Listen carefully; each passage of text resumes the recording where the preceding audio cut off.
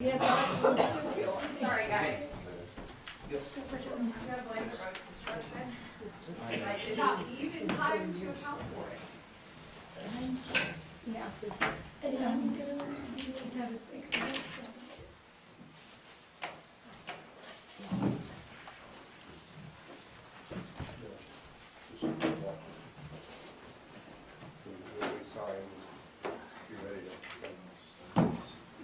You can, if you want to something. Okay, before we start our utility meeting, we're going to have the swearing in of our new officer, Marshall Taylor. Good afternoon, everybody. I'd like to welcome Ms. family here tonight. We appreciate you coming on this occasion. We're pretty excited about this. To give you a little history, we started about a year ago thinking about hiring a second full-time officer here in Dayton. We had previously had a full-time officer way back in the day, but it's been about 10 years since we had a second officer. So we decided last spring and started looking pretty seriously, advertising and recruiting all last year, and it's been a struggle finding the right person for the job. We had several applications, and unbeknownst to me, we kind of had a jewel right under our nose all this time.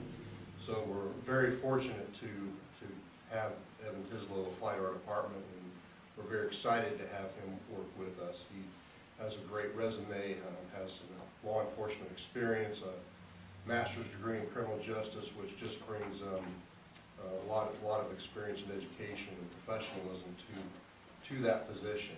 So we're just pretty excited to have him on board with us, and I am especially excited to have somebody full-time working with me out here, and he's here 40 hours a week, and protecting and serving the residents of Dayton.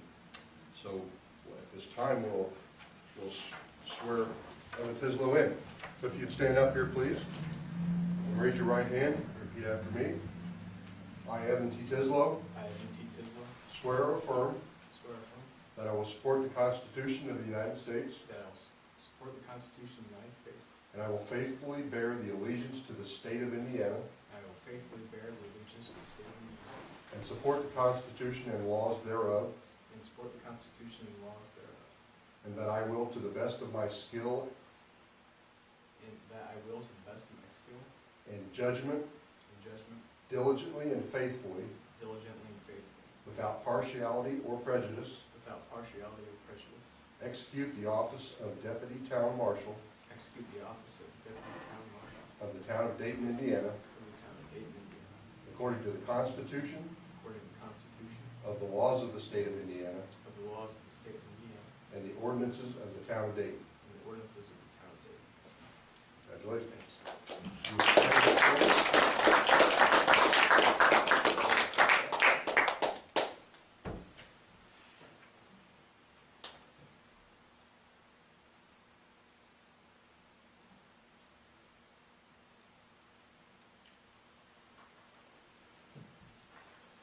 Go in here and have this notarized.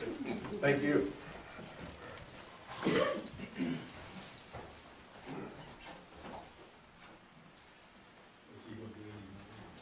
Heather. He's ready for me.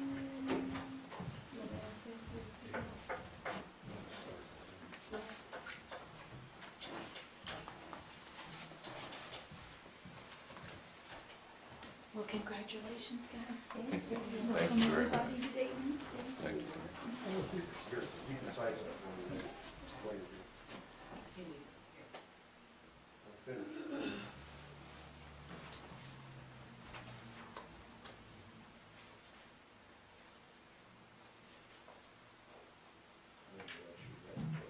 We're slowing you guys down tonight, aren't we? We love it. You know, if meetings go till 10 o'clock, we just can't get enough of it.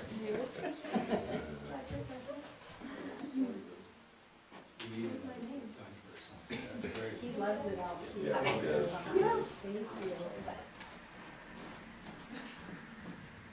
We can go ahead and get started. Evan did say thank you to everyone for being here, but they're getting all that signed stuff.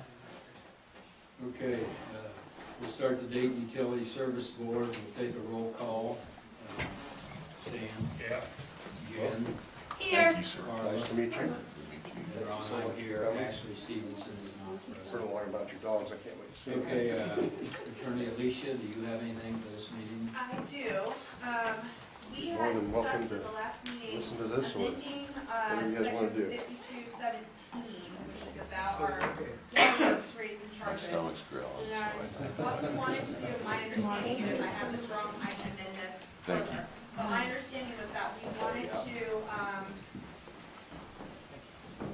wanted to have the ability to shut off the water, but that if the water was shut off, they would be charged the minimum rates.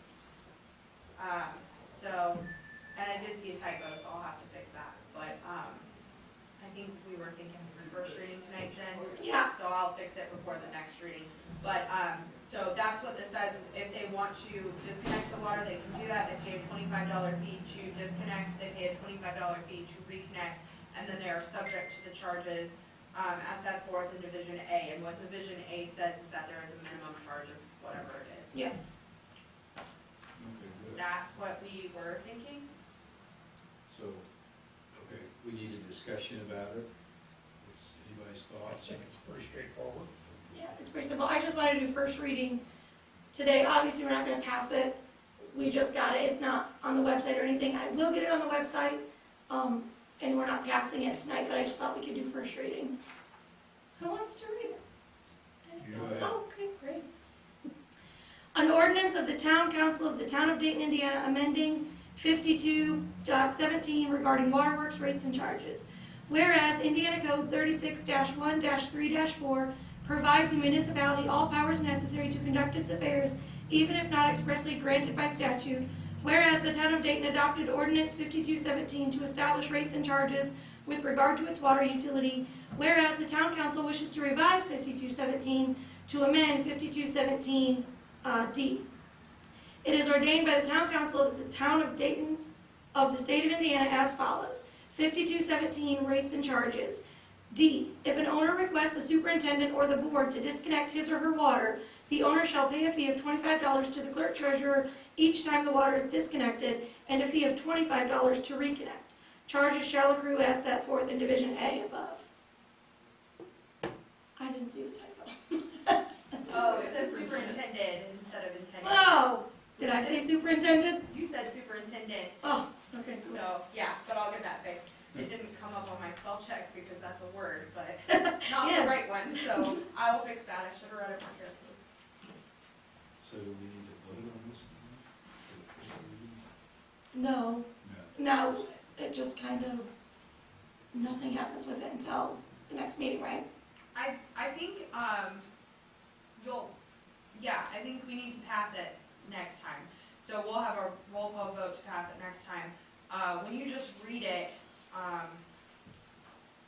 typically we waive the formalities. Are you gonna do that next meeting? Waive the formalities and pass it in one meeting, or are you trying to pass it in multiple? Because if you're trying to pass it over multiple, you do first reading, and you pass it on first reading, and then you have second reading, and you pass it on second reading. Yeah, Probably ought to go ahead and. waive the No. formalities, yeah, maybe we should. Well, so, what I would do then is I would probably, if you're gonna waive the formalities, you pass it all in one meeting, and we didn't necessarily wanna pass it tonight, so we might wanna Well- do that next time. We won't be able to waive all the formalities, because it'll have to be So then, unanimous. What you should do is you should pass it tonight on On first reading, and then it will go to second reading Okay. next time. Okay, Yeah, and then we can just pass it. yeah. And then you just vote again, and it's the majority. So you anyone know what ordinance number this might be? I Have didn't we know, had? so. Ooh. wanna- Two. It's ordinance two. Are you just saying numbers? 5217D. No, ordinance number 2022 dash, well, We can put that. do? All right, I do, okay, I do things too. So I move to, I guess, what's the wording? Pass this Pass on first reading? reading. Okay. I move to pass on first reading ordinance number 2022-2, an ordinance of the Town Council of the Town of Dayton, Indiana, amending 5217 regarding waterworks rates and charges. I second it. Here we have a motion to pass on first reading ordinance 22-2. What Jen just said, and seconded by Stan, so we'll take a roll call vote. Stan? Yes. Jen? Yes. Carla? Yes. And Ron? I vote yes, so it passes on the first reading 4-0. Okay, that's all we have to do on that, right? Okay, utility report, Mark Harlow.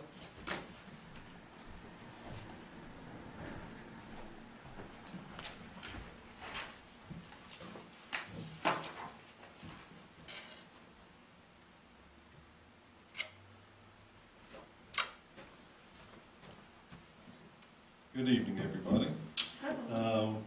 First item we have is underwater, which is the Consumer Confidence Report. So each year, the state requires us to distribute to all customers a copy of our Consumer Confidence Report, which indicates the test results for our water testing each year. Bridget's helped me put that together, and it will go out with the May water bills. And then when that happens, I'll give a copy to you, Jen, and you can post it on the town website. Perfect. And then we're also supposed to have a few hard copies available here at Town Hall for anybody that might want it. So I will be able to mark that off the list. Next item is the sanitary sewer line at Main and Conjunction. If you remember, Stan had mentioned that he thought that the road was settling a little bit there. So we had it televised to see exactly what was going on there, because we thought maybe Mulberry had hit that sewer line when they were boring underneath the street. There's no damage to it. Now we did, when they came to, they were working up in Battleground, so I thought, well, maybe I can get them in here cheap to televise this on the way to Battleground one morning. They could not get the camera into the sewer line. So I thought, well, hey, there is something going on. So the next time they were here, they bought a vac truck to clean the line out so they could get the camera in there, and that it worked fine. And the reason they couldn't get the camera in the first time is right before that sewer line comes into the manhole, it dips just a little bit. They had laid that line a little bit low, and it didn't come in on grade right there for about 5 or 6 foot section, which it was, you know, what it was put in the 80s, I think, the sanitary sewer. I don't know for sure, but it could have settled somewhere over 40 years, you know, but it's not causing a problem. It's just when you're trying to get, this camera machine's pretty good size. So anyway, it did not show anything wrong in there. I was surprised. So ever since November, I've got a reference point out there to see if the road is settling anymore. And in the 6 months since I started measuring it, it hasn't settled anymore. Now there are 2 other pipes in there. There's a water main there, which if it was damaged, it would show right up, so we don't think it's that.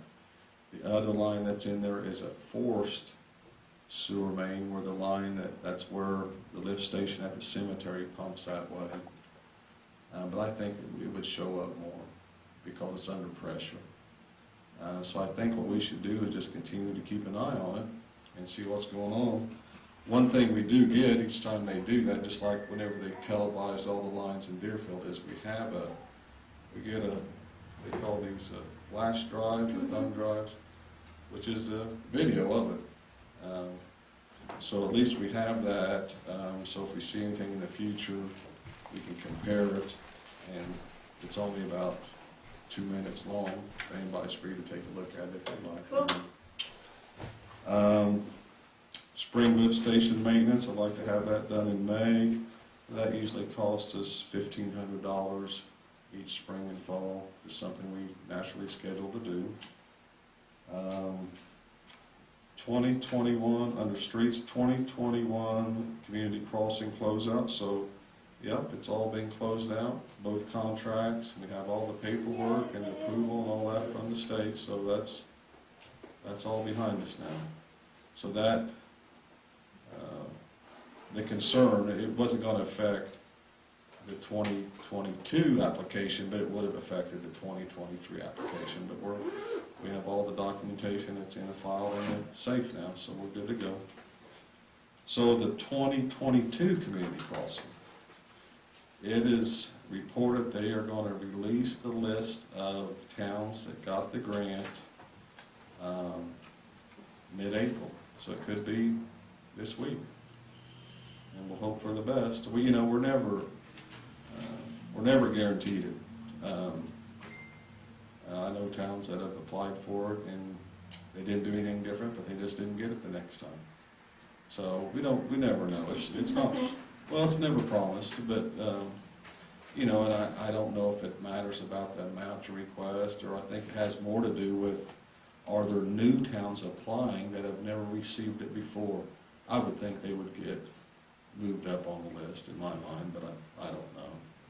But they, I think last year they did over $100 million, the state did, so I'm optimistic about it. I think we'll get it, but, nothing's guaranteed. It's a good project. Yeah. Annual street sweeping, so I saw on the website that, on the town website, that the fish fry and town sales and stuff is May 21st, so we try to get it done before that. So I was gonna shoot for Tuesday, May 10th.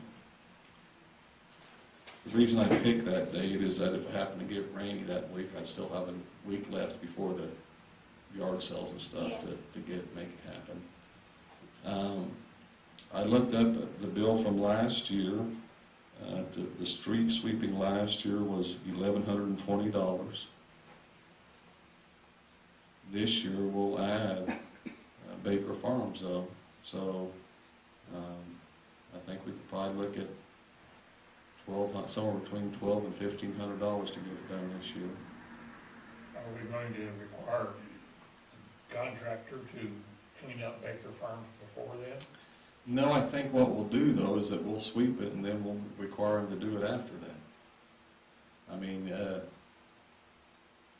what I've found out there is that the biggest problem is the deliver people, the people who are delivering the lumber and whatever. Concrete trucks and whatever. Yes. It's not the people actually building the house. It's these delivery trucks, they get out there and which they do have a turnaround now at that far side. But, they just want to get it off the truck and move on. And I don't know necessarily how to regulate that. I can stop and talk to the contractors and say, hey, you need to clean this up. And they do, like after they pour concrete, I say, hey, you need to clean this up. They'll come out there and scrape the truck off, or the road off, They won't broom it off, but they'll at least shovel so they can get the dirt off. But then next time I go out there, I'll see a big trucks coming out, and I'll say, well, someone delivered trusses out here, and there's a stack of them. So I guess my thinking on it, Stan, is that we sweep it, and that gives me the opening to say, hey, we cleaned this road, and we expect it to stay that way now. I think in one of the earlier meetings when we were setting all this stuff up, we requested that they sweep them, keep them clean monthly, and he said he was going to. Is that right? Yeah. I don't remember. I know they have swept it once or twice, but I don't remember So that's a that. good idea, get it started anew and have it clean it each month. And I will ask, we have Rich from, I think it's called Clean Sweeps, is a company we always do use. I'll ask him exactly. How many times do we sweep streets a year? Once. A suggestion, weeks leading up to 4th of July, all the fireworks, typically we have a lot of trash out in our streets. A lot of the cul-de-sacs, that's the safest place for them to do it. We don't condone it, but we don't come around heavy-handed and chase them out either. What about possibly doing it after the 4th? You sure? We'll just do it, I thought we did it twice a year. Not for the time I've been here, it's just been annually.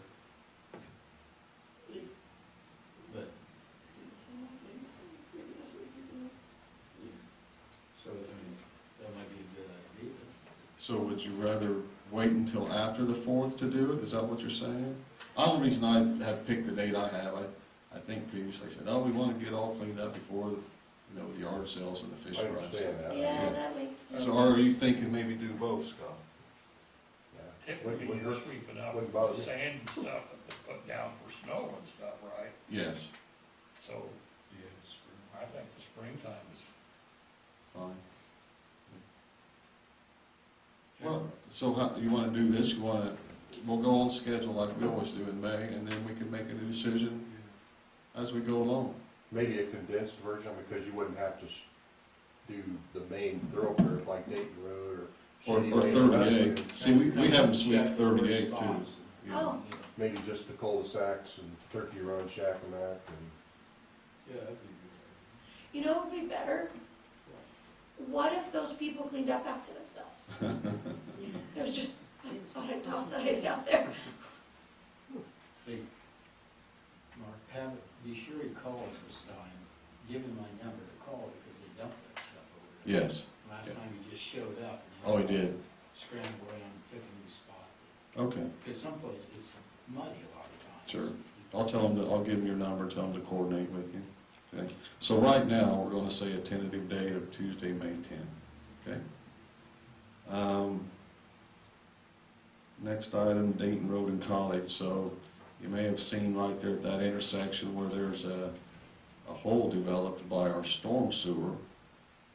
So I contacted Mulberry Telephone several times because they had done some work right there. Of course, they referred me to their subcontractor, which was, for that area, was Barriott, so I met him out there, a young man named Cameron Brown, who is the, I guess, project supervisor for Barriott, and he said they came in from a different direction there. And I said, well, the problem is that this was not here before you were here, and now it is. And he assured me that they didn't do anything there to cause any damage. I said, well, why don't we do this then? The town will repair it, and if we discover that the piping was damaged by you installing Mulberry telephone or fiber, we'll expect 100% reimbursement. He said that would be fine. You know, but he seemed to be confident that they came in from the west and not from the south on that particular side. But so what do we do? Well, I think at this point we're doing stormwater work on Dayton Road to the CCMG. So we make it part of that contract is to get up and take a look at it, because that way either Barriott pays 100% of the repair, or we get 75 the other way. Now, I'll keep an eye on it. I mean, if it gets so bad that, hey, we got to do something, we can't wait. But I'd put up some stakes and some new caution tape around it this morning. So I'll keep an eye on it. We'll just address it as we're doing the work on Dayton Road if we get the CCMG. Okay? When we get it, yes. That's what I meant to say.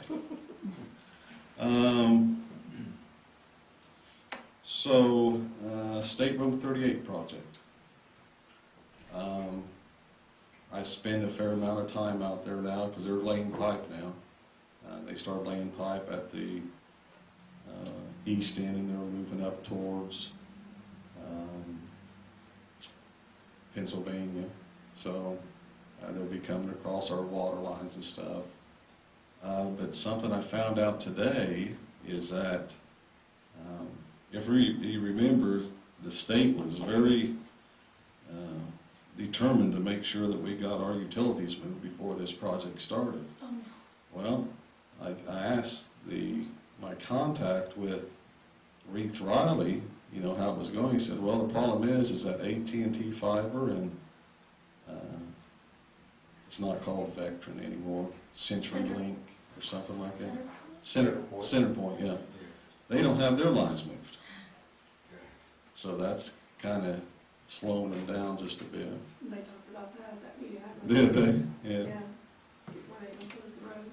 So, Still at AT&T So why does that concern us? Well, it concerns us because what I thought was done as far as work being done close to our infrastructure is not. You know, they've got to move a gas line on the other side of the highway, then they've got to run service lines to the houses, and that, remember 2 years ago when AT&T fiber was put in, you know, it goes right down that sidewalk, about 7 foot in the ground, but anyway, that all has to be moved. So that's one of the reasons why they started down there, and they're hoping that this will all get done in the next 2 weeks, so it won't stop them. But that's why they're on this side of the road, and then they'll go hop to the other, because the fiber is on the north side of 38. I saw where they dug out where the historic arch is. They did. Yeah, and it's got all crushed stone pushed up there, which is good. Good, I didn't walk down that far. Yeah, They're not gonna remove that, are they? yeah. No, they're not supposed to touch it or get near it. Okay. So, and then I think they put the barricade out on this side, let that boulder in back there, but it looks like they'll stay a little ways from it. What are they doing, cutting a new ditch there? Is that why they were digging there? I guess, I don't know, I just glanced, I came up, walked up the back. Backside of it? Yeah. I'll have to take a look at it tomorrow. I didn't go down that far. Compared to walking over there and it's dug 5 foot straight down, a foot away from the Yeah. base, you know, I mean, it Yeah. was several foot out, so that was, Sure. and then they packed it with crushed stone instead of Good, just leaving it open for it to topple. right. Something to support it. Yeah. Do any of you have questions about the project that maybe some residents have asked you that maybe I could help you out on? No? Well, that's good. So, Scott's. They have started that next segment. They're already working on that. I was down there today. So they've moved barricades on down, so. the next segment on 38 going east Yes. is what you're referring to? Is that gonna stop at 900 then? Going up? I would assume so. Yes, the phase 1 of that is to 900. Yeah. There's something else. Oh, so did the trash pickup go okay? I didn't hear that it didn't. Well, good. Well, good. There weren't that many people that were super inconvenienced. They Right. just had to take their trash to a side road, Right. which stinks, but Well, sounds like you it know. went fine. Well, we didn't hear anything. No, yeah, nobody's, That's good, that's didn't good. get picked up Yeah, or. first yeah. time, you know? All right. Yeah. Okay, thanks, Mark. You Yeah. might stay standing there. The next thing we got is the trash contract renewal bids. It's 2 years since we've had the trash thing, and we re-bid it out, if everybody wants to, for, put it out for, see who wants to bid on the trash removal and everything, so. Like, we're not done, like their contract isn't over, but we just need to decide now. Yeah, it's, I think, over in July, but we need to, we'll have to put it out for bids and then have a meeting and take the lowest bid and everything, so. Is part of the existing contract where you can automatically just renew it, or do you have to bid it out again? Well, I think, we decided the leaf pickup in the fall, the trash contract and stuff like that, we just bid them out every 2 years, so we Right. just didn't play favorites or Sure. one person just keep doing it over and over, Yeah. but I think there's been a lot of people complaining, I think there's a lot of. Is that people- right? Yeah, oh, yeah, so, I feel like it comes in waves, like things are smooth and then it's like a disaster, and then there's like a lull and you forget about trash for weeks, and then all of a sudden your phone's blowing up because a street was missed or whatever, so it's hard because I don't know how much of that is like Well, it's perhaps people wanting to complain, or trash cans not able to get employees like every other business everywhere, or, Well, and it becomes contagious too, you know. yes. I'll have someone say that their water's, something's off on their water, and then all of a sudden there's 10 people. Yes. And, you know, we try to address all their concerns, but Yeah. it does seem to come in bunches at times. I think with trash cans, the biggest complaint is they go down the street and they pick up 10 of them and skip one and take another 2. You know, why skip that one? You know, so, but it's something we ought to bid out, let other people, because Sure. it's been real competitive, and we awarded a contract one time because it was 11 cents cheaper than the other company. Well, I think $1 and you have it, I mean, the residents of Dayton have that's a cheap price. Oh, it's real cheap. I mean, mine on my own is $20 a month, Yeah, you know, and it doesn't do any recycling, so, and some of the I'm telling bids, Bridget. oh, I know. some of the bids in the past were over $20. Were they? You know, waste I management. mean, now it's like, what, 12 or 15, something like that? 12. Yeah, that's cheap. And they supply those dumpsters, Mhm. which years ago they never did, so. Yeah, so, we'll pull the file, Mark, and Okay. get the, we can just, there should be a bid thing in there to base it all on the same thing, and then we'll Right. at least look up. How many dumpsters we gonna get?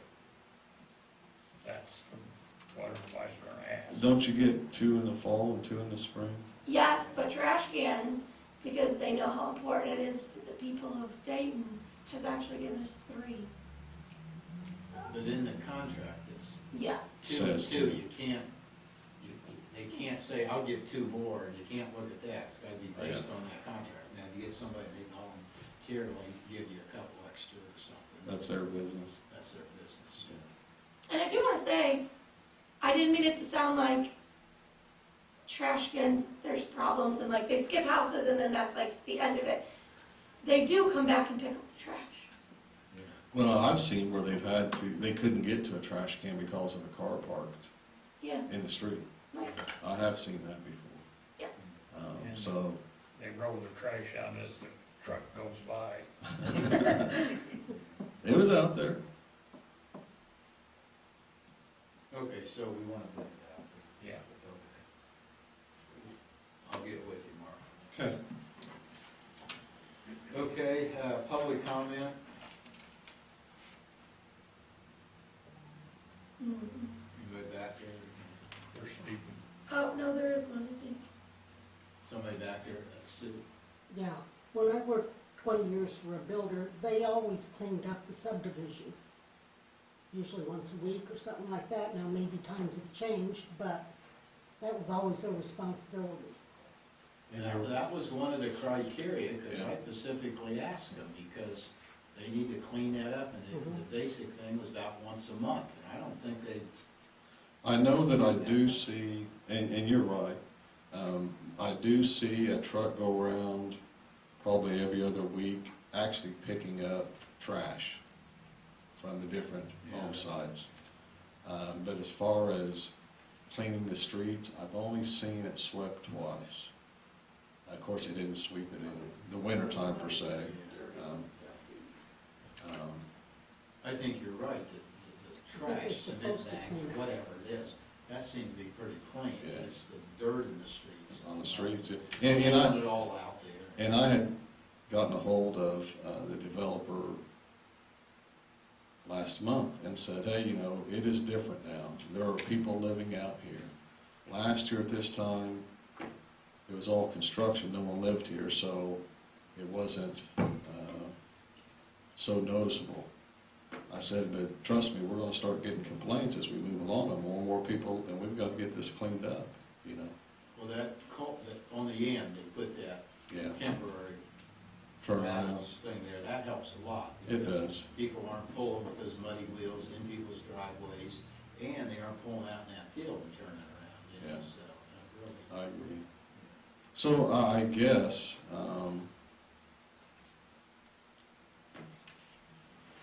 do you want me to wait till we sweep it and say from this point on, we expect you to take care of this, or do you want me before we sweep it, say, we need to take care of I it? think we need this, we just need to get on them and say, sweep it, you know, Okay. and try to keep it up, because that's what they agreed to do.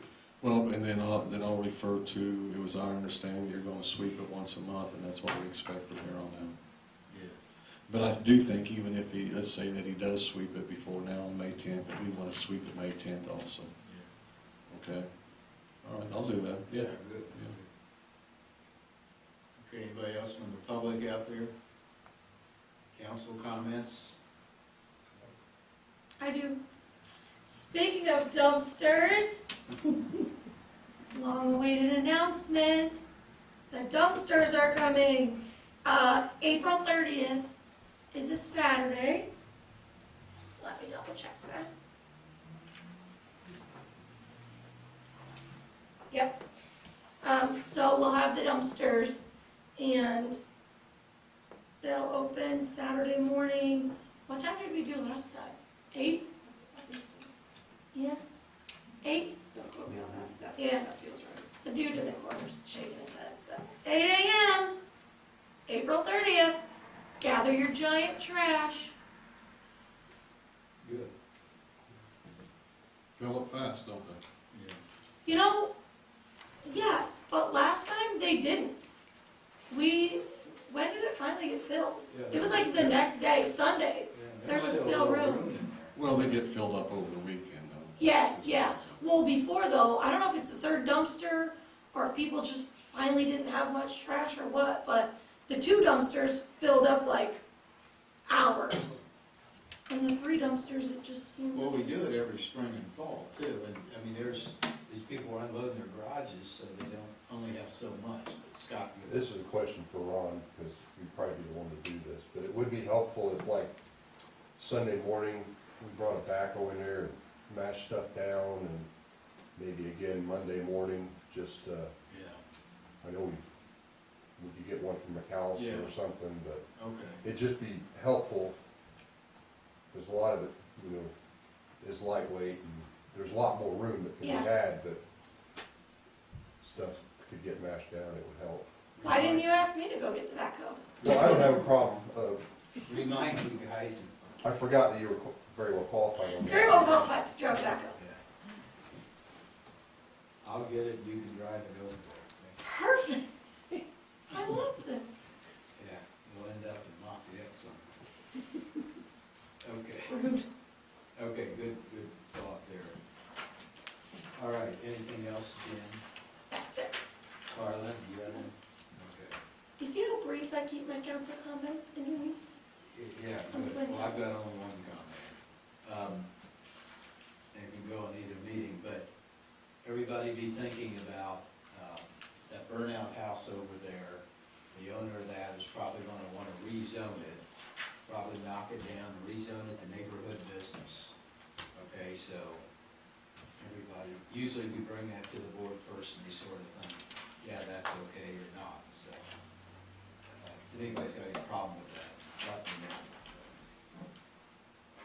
I think that's, so, okay, this meeting is adjourned and we'll turn it over to Jen. Okay. This is the April 11th Dayton Town Council meeting. Roll call's already been taken. There's still 4 of us. Ashley Stevenson is still absent. Attorney, do you have anything for this meeting? Not for this meeting, I need to review the contract, I didn't have a chance to do that, so since it's not up yet technically anyway, I thought Right. we'll kick that can down the road. Yep, perfect. Okay, On my to-do list though. perfect. Okay, the allowance docket. We have February 2022 and March 2022 because I did not have February's at the last meeting. Does anybody have questions about those? All right, I move to approve the following allowance dockets, February 2022 and March 2022. Seconded. Okay, there's been a motion made by myself and seconded by Stan to approve those 2 allowance dockets. Is there any discussion before we vote? How do you vote, Stan? Yes. Ron? Yes. Carla? Yes. And I vote yes, so those are approved 4-0. Our claims docket.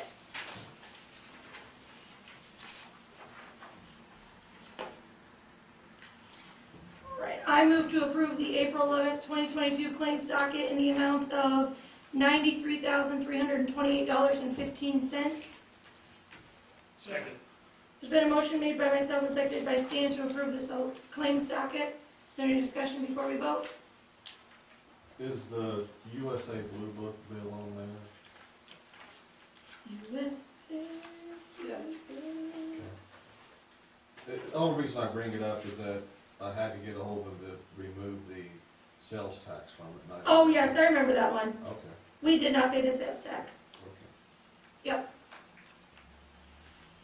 Okay, how do you vote, Stan? Yes. Ron? Yes. Carla? Yes. And I vote yes, so the claims docket's approved 4-0. So, we do not have the bank reconciliation for March, so we're gonna wait on those. But I move to approve the following February 2022 reports: the appropriation report, the bank reconciliation, the fund report, and the revenue report. Second. There's been a motion made by myself and seconded by Stan to approve those February reports. Is there any discussion before we vote? How do you vote, Stan? Yes. Ron? Yes. Carla? Yes. And I vote yes, so those are approved 4-0.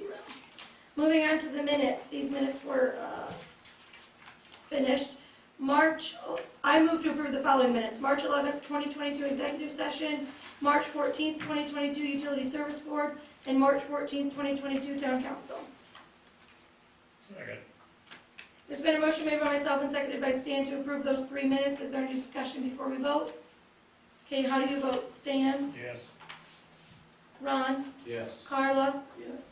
And I vote yes, so those are approved 4-0. The next thing is just a receipted check from 2018. So this is something Susie found that hadn't been done. It's just a super old outstanding check. And after 2 years, December 31st of like the end of that second year, they just get receipted back to the town. So it was just an old check for $43.92 from 2018. So that just got receipted back to the town. We don't need to vote on it or anything. I just needed to present that to you guys so it's recorded in the minutes. So that was done. Next, we have police, Marshall Saylor. I put the snow emergency route on there. Any chance you got your brains together and? Pretty much got the route done. I Okay. just want to meet with Stan and Okay, Mark and have them see if they've got any other thoughts on that. okay. We're gonna kick that can down the road. Yeah. Do you have any other questions? No. Okay.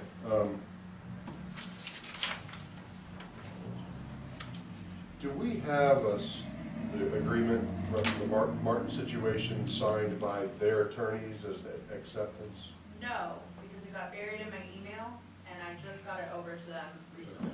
So they did receive it, and they are going to get it signed and send me back a copy. But that's my fault, I didn't email it over to them.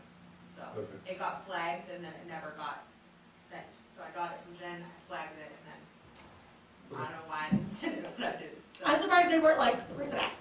Well, Right, where's it? they did, and then I was at a conference the day that they emailed me, so I Oh. also flagged that email, Uh-huh. and then didn't get that one responded to either. It's tax season right now, so it's a little dicey in my office. But yes, I did send that over to them, they have received it, and once I get it back, I will try not to just flag it, and I'll try and send it to you. I just want to make sure I didn't miss it myself. You did not, somehow. that's my fault.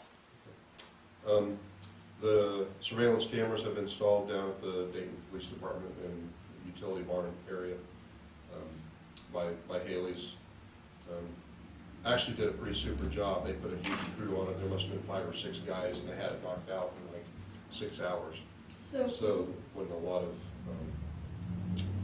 problems working around that, and didn't extend that operation from days on in. So that's good. They're all up, working good. And I think it'll be a good deterrence and help with our security down there. And we have cameras on all doors on all 3 buildings. That's awesome. So that's done. I'd like the council to approve for Evan Tislow to work in the same capacity as I do at the Dayton Methodist Church, provided they add him to their insurance and liability stuff down there. So he'll be filling in for me. I've been kind of waiting for this hire so that we can keep it in-house with the Dayton Police Department. Yeah. I mean, we need a motion for that. Probably. Okay, I move to approve allowing Evan Tislow to do the private work for the church under the same parameters that we allowed Marshall Taylor to do it. I second it. Okay, there's been a motion made by myself and seconded by Stan to allow Evan to fill in for Marshall Taylor. Is there any discussion? How do you vote, Stan? Yes. Ron? Yes. Carla? Yes. And I vote yes. So that passes 4-0. Thank you. I believe that's all we have, unless you wanted to do number 9 too. I didn't know if that discussion included me or not. It can. So town security and protection. So like Marshall Taylor said, we have the cameras down at the police department and the maintenance barn and the garage, whatever they call those 3 buildings. So these are what I think should be next priority as far as security and protection. Time clocks, we have a time clock down at the barn, and we have a time clock here, but we don't have a time clock for our police officers, so they just have to handwrite everything in. So I think a time clock, whether it be the super cute, like punch the time clock like we have now, or an electronic version for those of us that like to live in the now instead of the cute version of the time clock. I think we need to get that for the police. For our 2 full-time officers, so Marshall Taylor and Evan Tislow, I think that we need to go to holster-activated body cameras, because right now they do have body cameras, and that's awesome. But I would hate for there to ever be a situation where something happens and that camera doesn't get activated for whatever reason. There wasn't time, they forgot, whatever, you know. We need, for their protection, we need that camera on, you know. This is terrible to say, but it could be the difference between an officer going to prison and an officer not, you know, if they don't have the camera. So Is that the norm for most all police departments now? There's a few, but they're pretty rare that they have that. I inquired with the sheriff's department, and they have several that they've tried. I talked to one of the officers, I haven't talked to anybody in admin, and he said that they were initially having some problems with them activating when they were supposed to. So, but that's it was just an off the wall. I asked them how it was going, so I would need to talk to them further to see how that's progressed since they initiated them a year ago and how many they're utilizing. But the technology's there, I don't have a good grasp on how well it actually works. So, Yeah, I think it's worth looking into. So this would activate if they drew their taser or their gun. Next, and this applies to all town vehicles, not just the police cars, but also the trucks. Dash cams, so, you know, heaven forbid somebody say, you ran over my fence when you were plowing snow, or that police car was driving so fast and didn't see my puppy and ran it over, whatever. So we'd have dash cams and then GPS on all town vehicles. So what we want to do, what do we want to do? We want to start checking in on this, get some prices and everything, or have a discussion? Does everybody like that stuff? Or? I like that stuff. I agree. I think if it's modern police work has that, I think dash cams are a must. I've got a dash cam on a golf cart. And there's just so much goofiness. If you go on YouTube and look at what people have recorded on dash cams and how they've, you know, it doesn't lie, you know. Yeah, It's a two-way street, you know, it protects you and sure. somebody else. Yeah. I agree. our current body camera vendor, which is Axon, has the capability of integrating dash cameras and the holster activated systems within their suite of options. So my preference would be to get a quote from them on adding those options to our current system. The current system has been very, very unreliable. I know that some of you have seen some of the body cam video we've had with some complaints we've had, and they're highly effective. And it's one of the vendors that seems to have the majority of law enforcement, serve the majority of a lot of law enforcement, a lot of large departments across the U.S., Los Angeles, New York. About, I think Lafayette uses them, Tiffany County uses them, so I would prefer to stay with that vendor and try to get a quote. Is that something that's electronically transmitted to it from something in the holster?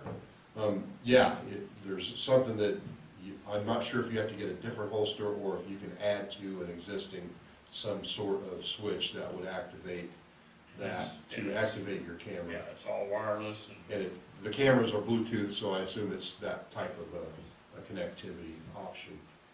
And with the addition of the dash cameras, I know that current system that most of the departments are using, they have it set up so these cameras download to, when you go near the office, as soon as it gets a Wi-Fi connection, it will automatically download that footage to the server and then up to the cloud.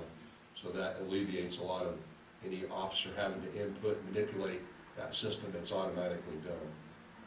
So I'll work on getting a quote for that. Is it true that the equipment, if you get it from the same company, it wouldn't be compatible if you got it from a different company, like it wouldn't work together as well? Definitely. Okay, because under the special purchasing statute, if there is a reason like compatibility or something like that, we're not required to seek bids from multiple vendors. We can get it from the vendor that we already have for compatibility purposes. And I don't think we'd meet the ceiling for the bid process anyway, would we? It depends on how, I have no idea how much this is. I mean, our current system was like, I'm thinking $20,000. Okay, yeah, so And- you'd probably be fine, but it depends probably on how much we're getting. If we're getting all the systems, it might be up there, but I don't know, but Still, regardless. talking 2 cars, so it's not, it'd only be additional 2 cameras, so I don't see it costing as much as our initial Sure. offset, and they probably have package deals also. Okay. Well, regardless, if Yeah, it's a compatibility thing, That's good enough.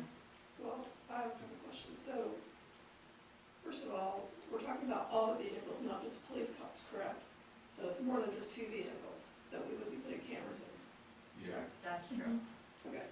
2, then, so, and I get the whole, everything needs to be compatible, but, so you're really suggesting that we only get 1 bid? I'm suggesting, I don't think that we can integrate the town truck and dump truck into our dash camera, body camera system, because that's law enforcement based. Right. Right. You would want to have something separate for that. And I know there's a lot of systems out there, I'm not familiar with them. You know, we don't need a system that intense, that downloads from, you know, the regular vehicles. I mean, they record on a card, and then, you know, you get 20 hours of recording, or whatever size card you got. You know, if there's an incident, we would know about it, you know. I would suggest you research that part of it Yeah. separately, maybe talk to fleet suppliers, truck driving outfits that, you know, that they have those dash cameras. It's kind of a different type of system than we would have in a police car. So even for the police department and that side, you're still saying you only want to look at one company?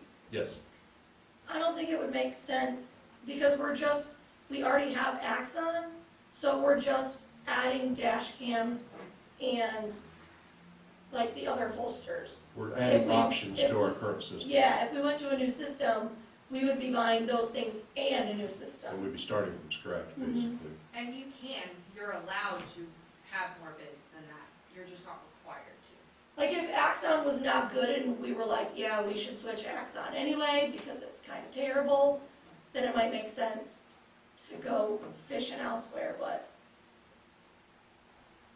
for money's sake. On the GPS side of things, and I know we've discussed this earlier, if you're gonna go with a GPS system that is monitored by the council, then I would, even though our in-car cameras, and that system will have a built-in GPS, it would not be something that the council would have readily access to. So if you're wanting to do something that the council has direct oversight to, I would suggest you make that system independent Yeah. of what we're doing with the Axon suite of options. Yeah. And if I could suggest, I would do something hardwired into the car that we or I don't have to manipulate as another thing I have to worry about. We've got enough electronic equipment. So install that system. I'm sure you can have something that you can watch real time on a computer or a phone, and that you guys have access to it. And you know, if you want to give me access to it, that's fine. But so that's a simple system, and I'm not trying to keep something else going with Yeah. all the amount of technology and stuff. What does like the county have for us? I'm sure they monitor where their officers are for safety. Yeah, they track all on-duty officers all the time. I mean, that's basically for your safety is Yes. what we're looking at here. So if they can't find me, then they send help. Yeah, if I call you on the phone, you don't answer for an hour, you know, or whatever. That system's already in place. But the problem is with that system, so Ron and I, well, I mean the entire board, but Ron and I are the police liaisons. So if we wanted to know where our car was, we cannot, like, the county people, like what you guys are talking about, like, yeah, they can find out where their guys are. They can call dispatch and be like, where's this vehicle? This vehicle is here. Where's this vehicle been? It's been here. We cannot do that. So as the police oversight body, we don't have GPS access. Like, it's there and dispatch has it, but we don't have it. So if somebody calls me up and says, your town marshal has sat outside my house for 4 hours every day this week. How, see? Let me call dispatch. Oh, I can't. You know? Like, we don't have GPS access. The town does not. Dispatch does. Yeah, You know what I'm saying? they have a way, like the county Like has a it's- way to check all their people, and keep an eye on them, know where they're all at. Right, This is the governing body of the town, and we don't have that process. right, So that's what we're doing, yeah. what we would be doing. So you're right, Stan, you're saying we would be doing the same thing as they are, it's just we would be having that access. We need to get something separate because we can't get access to theirs. Yeah. It's pretty much all. But we can look at different options and different things, come up with it, and get some prices on them. You know, go from there. But for sure, hardwired, so it's not another thing that the officers have to Yeah, it'd be, yeah. click or Yeah. whatever. Yeah. Okay, anybody else on any of those things? No? Okay. Number 10, garage sales held on town property. Someone contacted me about possibly having their garage sale on town property because they'd like to participate, you know, in like the townwide garage sales, but where they live is not great. Like they're not gonna get people, you know. So I said that I would bring it to the board. I don't know if anything like this has ever been done before, like if this has been allowed. I don't know. Or are we talking on town property? Well, I was thinking like right up here. Is there other? Years ago, when we used to have that Dayton days and everything, and then we had that ice cream social on 4th of July, the weekend before, people set up garage sales all around, but they also set up on the Dayton property here. Yeah. Some of them wanted to, but I think people are asking you because with all these streets blocked, you can't, they feel that they set up on a street that's a dead-end street, cut off because of the work down there, people won't come to them, or won't come down that street.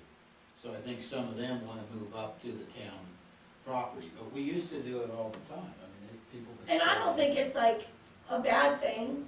I would hope that people would like be respectful and stand up for themselves and stuff. But I'm also like, where would we allow it? And then how, like, what if like 30 people were like, I wanna have a garage sale on your property, but we don't have room for 30 people.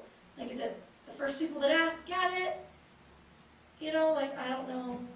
I think What you'd the have to say, process would you be. get a 10 by 10 or a 20 by 20 spot. Okay, That way you control it somewhat. You know, you can't have Mark one it out, you person know how bring many you can everything. allow. Yeah, yeah. and then first And come, then- first served. Either first come, first served, or have them call. Well, I don't mean first come, first serve on that day. I mean like Ahead of contact. time, Yeah, Reserve it.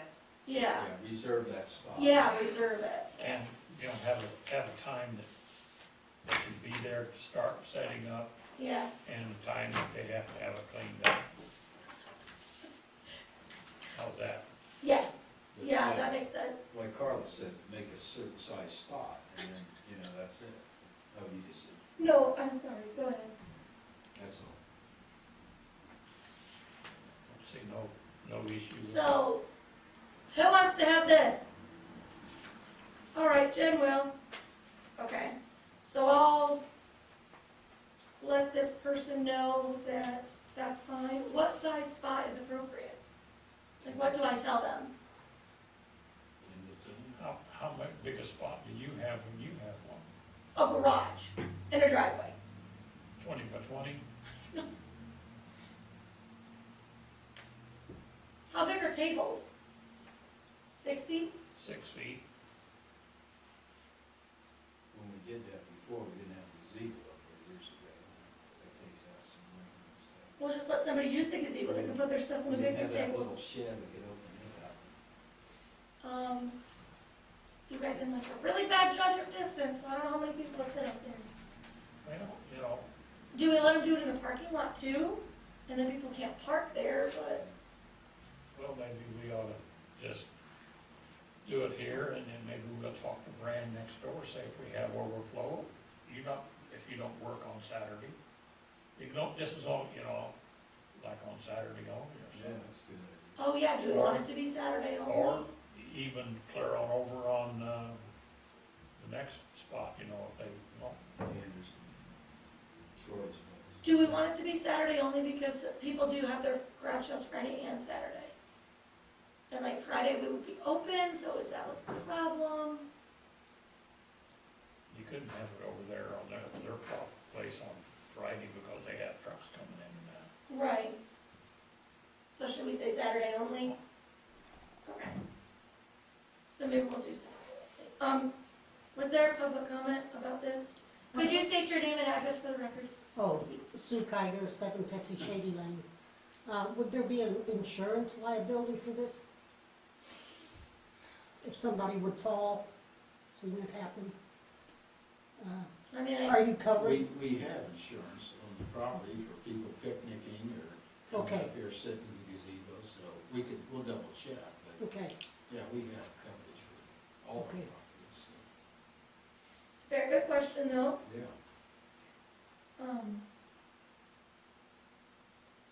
So what size do I tell people that they're allowed? Like what size will we mark up?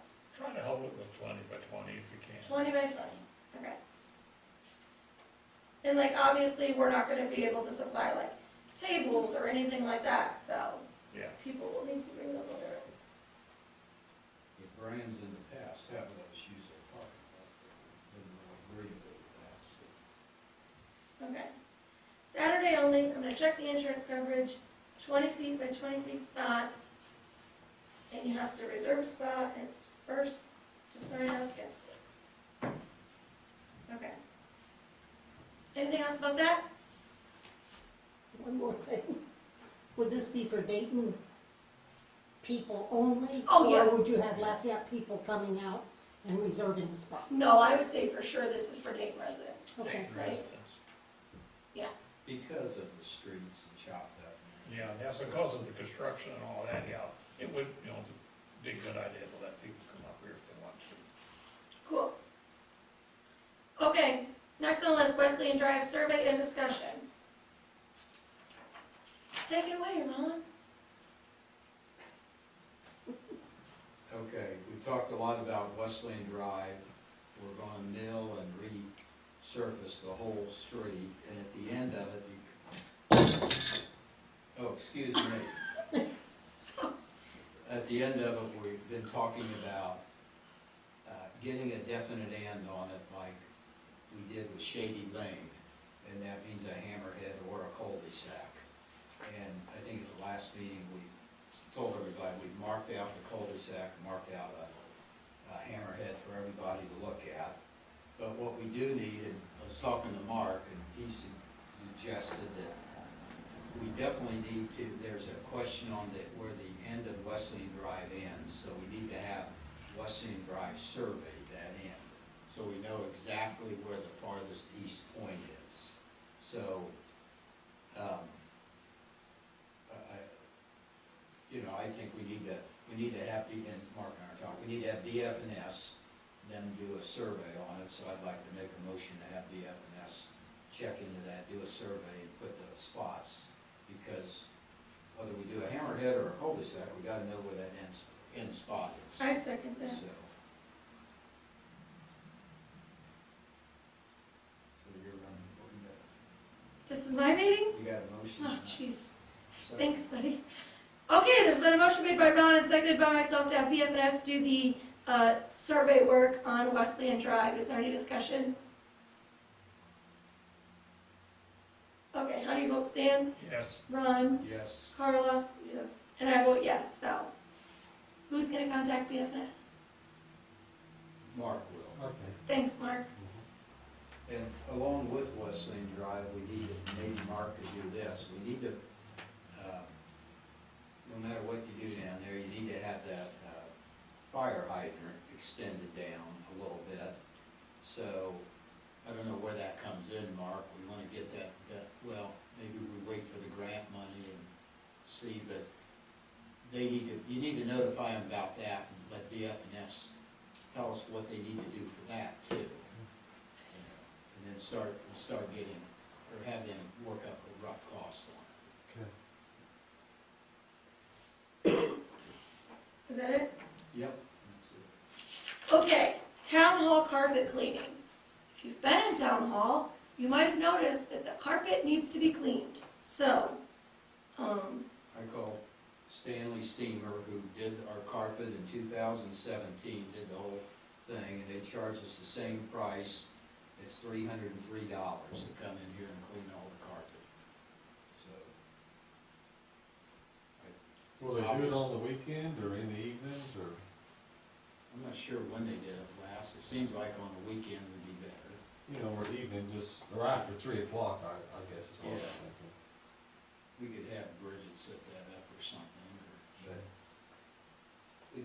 So I make a motion to have, I don't know, I make a motion to have Stanley Steamer clean our carpet for $300. I second that. $303? Yes. What's my meeting? There's been a motion made by Ron and seconded by myself to have Stanley Steamer clean the carpet in town hall. Is there any discussion? Okay, how do you vote, Stan? yes. Ron? Yes. Carla? Yes. And I vote yes. Let's get that carpet clean. Okay, public comment. Nope. Council comment. Stan, do you have anything? Nope. Oh, well, I bought a couple new flags to go outside here. Oh, thank you. One is the POW, one is raveled and gone, and here's another new state flag that's not faded, so. You always keep our flags going, Stan. Thank you. Do you want to say anything about the front? Oh, the front out here, we talked about that before, and I think we need to just put bids out. Put a bid out in the paper to have the front worked on, give us a design and and a cost, and the same thing for upstairs to try to keep that online. We need to put bids in the paper and have interested people tell us what's their cost.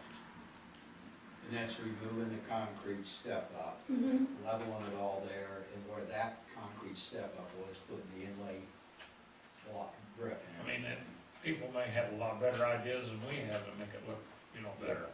Just, And then, so everybody knows out there, and then we sent away from Lafayette, from the vendors that, we're looking at old-fashioned street lights, 3 or 4 of them along here, benches out here, and big flower urns in front of the building to make this square up here really nice. And we've got the vendors from Lafayette that they use, and it's saying we need to get the brick one, because that will get it from down there.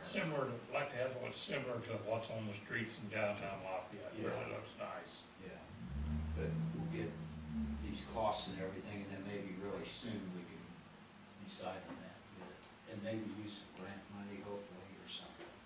So, 2 things, question. When we say put it out for bid, do we mean like the bid process where we open the envelopes and there's like the whole thing? And if so, does that all need to be uniform? Like we need to tell people exactly what Well, we it's, want? Or? I think, when you ask for something, like every day they're published in the paper, somebody's wanting, a bid, and I think we need to try to be fair about all this. I think it's kind of difficult to do a bid process unless we know specifically what we want, because then Yeah. you're not comparing apples to apples, because this person might say, oh, well, here's my wonderful idea, and it's X, and then here's my wonderful idea, and it's Y, and they're not at all the same.